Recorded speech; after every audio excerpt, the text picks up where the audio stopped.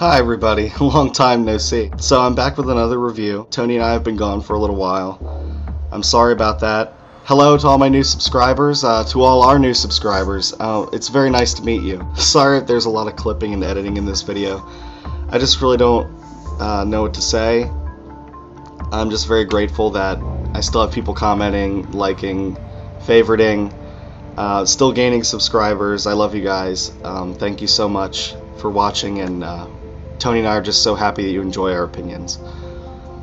So today, obviously from up here you'll see, or up here, I still have to get used to YouTube again, you'll see that we're going to be reviewing Pai by Givenchy. Pai was released in the year of 1998, so turn of the century, kind of charting some new ground, trying something new here. This fragrance, I'm getting a little deep into it from the start, but this fragrance I believe really is one of the, what would you call it, not a totem pole, like a flag post, a staple.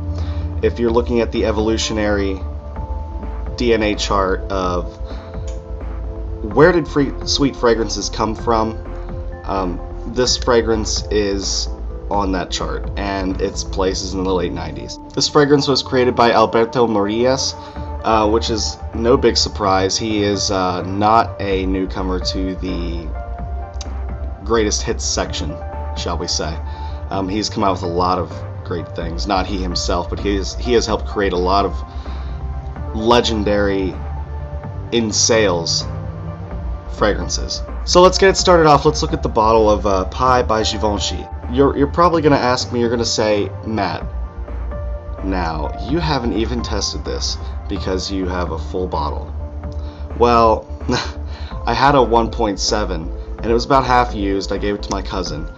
I was actually at BJ's, which is a sort of like a Sam's Club, sort of like a warehouse type thing where you get a good deal if you buy a lot.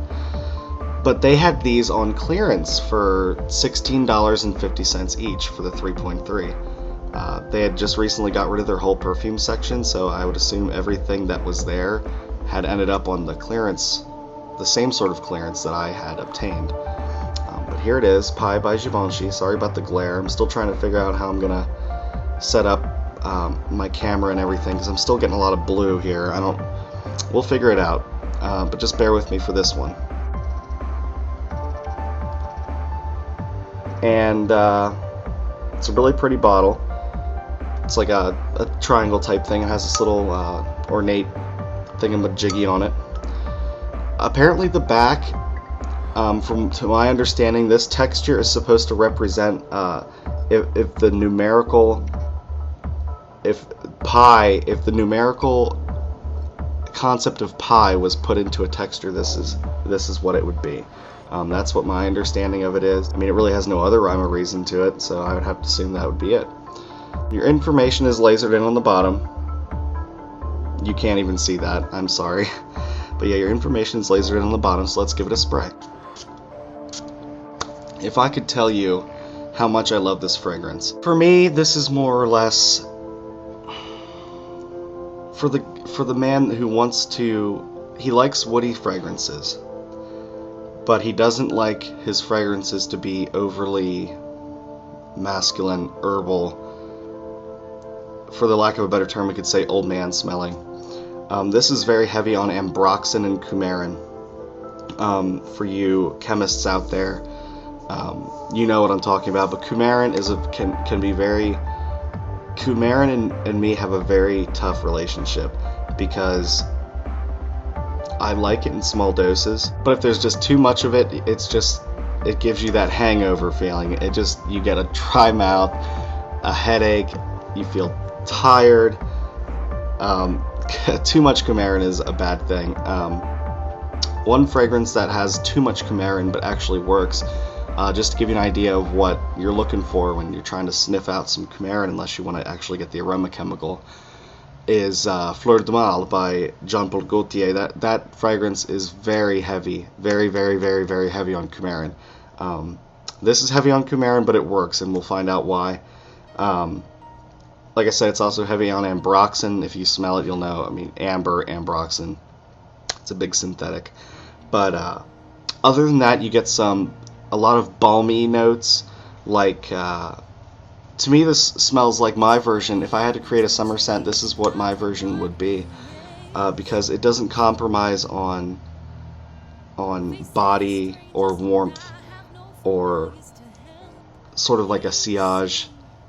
You know, it goes about its business, but to me, it still smells like a summer fragrance because I associate certain things with the beach. To me, the woodiness and a lot of the herbal properties in this smell very balmy, probably due to the anise giving it sort of like a medicinal feel. Speaking on medicinal, a fragrance that could be closely compared to this, if you were in the same market for that one, or if it's your favorite, would be Body Koros. These two are kissing cousins, I believe. Pie by Givenchy is a situational fragrance. In the wintertime, wear it like a coat. In the fall, wear it. In the springtime and summer, wear it like a t-shirt, 1 or 2 sprays, you'll be good to go. Trust me. As far as gender bendability, that's what we'll call it, this fragrance works perfectly because of the sweet notes.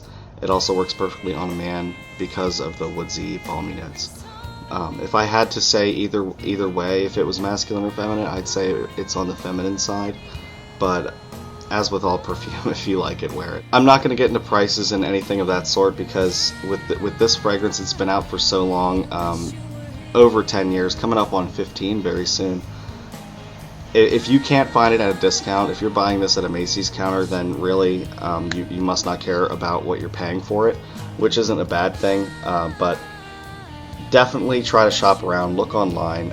You can find this for fairly cheap, definitely under retail at least. Another thing that I really end up liking about when this fragrance dries down is how pervasive the citrus notes and the almond actually interact. It's a very interesting aroma.